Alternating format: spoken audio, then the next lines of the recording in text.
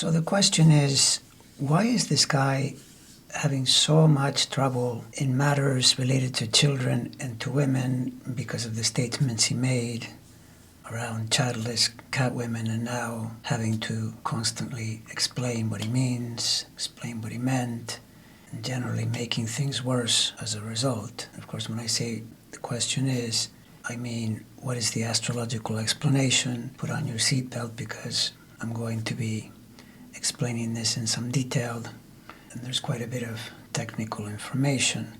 When you're looking for questions of children, you go to the fifth sign, which is Sagittarius. I use the whole sign system, therefore Leo rises, all of it. The fifth is Sagittarius. If the fifth is Sagittarius, we look to the planets that are there, Uranus and Neptune, also the south node, but the critical planets here are Uranus and Neptune in the fifth sign, plus Jupiter as the ruler of Sagittarius. So those three planets become really important in trying to answer this question. And first of all, you see that Uranus at birth, while it does trine the Sun over here, that's a good thing. It's supportive.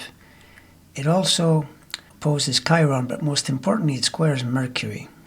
And so this planet is going to be associated with potential friction whenever it is strong in the chart, particularly in transit. And that it definitely is at the moment, and by the moment I mean now in this period of his life, as shown here, already going back to 2023, but extending right through 2024 and into 2025, because it is up here at the very top, at the zenith.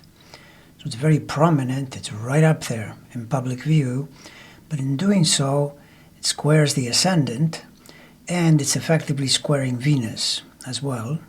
Venus is in the 23rd degree, which was directly squaring last year, a little bit this year, earlier in the year, but because it does not stop squaring the Venus until next spring of 25, it is definitely in action. And as soon as you bring Venus into it, now you have matters of women. Uranus for children, and the square being an irritating aspect, difficult, problematic, etc. Meanwhile, Neptune, which is also a tenant of the same house, the fifth, is currently in transit squaring itself. That's more trouble in questions of children. Then we see that the transiting Pluto, though still in super early Aquarius, is due to spend sometime later in the fall squaring itself for the final time from Capricorn, which means it's squaring Pluto in his chart. This is effectively in play, even though it's not precisely there, for the same reason that I just explained with the Uranus and Venus. Same idea. That's another square. Pluto in Libra indirectly connects to women because Libra is ruled by Venus, so you're back to the same theme. And meanwhile, if we want to see even more trouble, you notice that when you look at progressions meaning the days after birth and what they tell you about the person's life now, in contrast to what I just described, which is the transits, there we would look for most especially the progressed moon to see what it's doing right now. And we notice the progressed moon between late May all the way into early November is traveling in early Aries here. Well, actually late Pisces and then early Aries. So you see it right here. It's at first there and then into early Aries. What it's doing is it's squaring Neptune first. Now it's kind of in between these two, Neptune and Jupiter. And by November, it's going to square the Jupiter. That brings all of that into play in matters of children. And if you look at where it is, in Aries, that's a place of publishing, media. Libra, Aries, in this chart relates to media, which is where the moon lives. So in other words, he's going to be hearing about this constantly until election time. And furthermore, if we look at his actual progressed chart, we see that super late Virgo rising, he started with Leo rising, now it's super late Virgo. And so this means that the ascending degrees and the midheaven degrees, both of those, you see them here, both of those are also challenging the Neptune. That's a lot of energy being pushed into the fifth sign. So again, more questions related to children, more difficulty, more friction, more problems. If you want to get an extra laugh out of it, the black moon. If you want to basically find angry women in your life, just look for the black moon in some manner. In this case, the transit of the black moon at the moment is in early Libra. You see it over here in August and September, squaring the Jupiter position. So once again, pointing at the children. And finally, this is something I often see, that I'll look at a progressed chart all by itself, and I think to myself, will this tell me something extra that isn't entirely clear from the natal chart itself? Now, to be fair, talking about Saturn here, you typically will see Saturn in a problem alignment whenever someone is having a really hard time.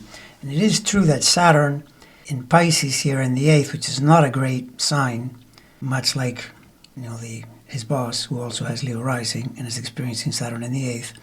Saturn is doing a 150 to his equatorial ascendant. The equatorial ascendant is like a second ascendant for a person. So he has 27 Leo rising, but 17 Leo becomes sensitive because of the equatorial ascendant. So Saturn is in 150 to that. That's not good.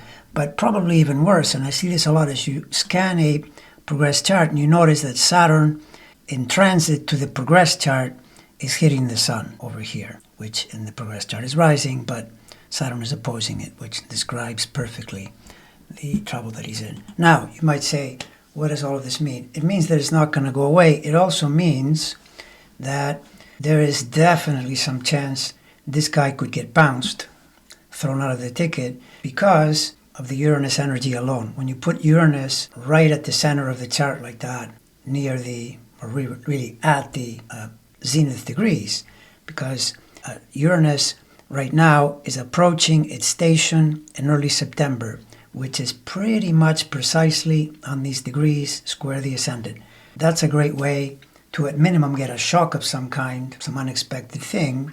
But does it correlate with being thrown out of a situation and having it change in a unexpected, quick fashion? That's exactly what Uranus would do. Of course, ironically, if it's unexpected, then I'm saying that here you would be expecting it. But nevertheless, bottom line, this chart is getting all kinds of pressure at the moment, continues into late August, early September, and all the way into November, if he is still there.